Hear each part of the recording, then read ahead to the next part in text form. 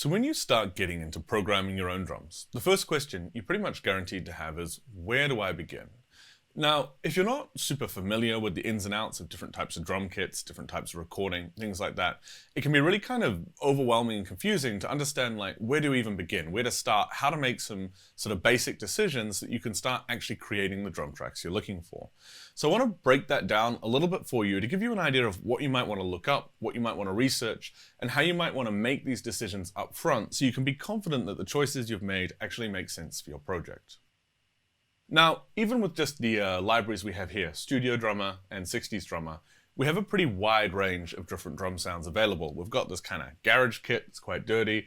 We've got that very clean session kit. We've got the big kind of expensive stadium kit. And we've got the two 60s kits that are really malleable and actually work really well with modern styles of music, kind of indie styles and things like that. So you want to ask yourself, firstly, what am I working on? Are you making a pop song? Are you making an electronic song and you just want some interesting hi-hat sounds to kind of blend in to make things more realistic?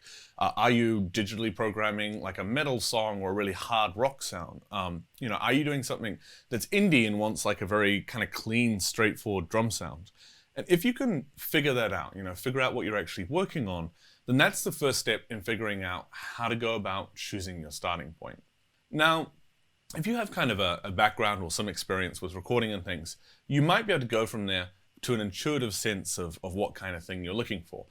For example, if you've done a lot of drum recording and you want to do a rock song, you might have a sense of what kind of drum kits are appropriate for rock and what aren't. But if you don't have a background or you don't have much familiarity with that, I've always found the easiest thing to do is honestly ask. I have often gone on Reddit or other forums, posted a song that has a drum sound that I really like, and just said, hey, drummers, what kind of kit does this sound like? How does it sound like they've recorded it?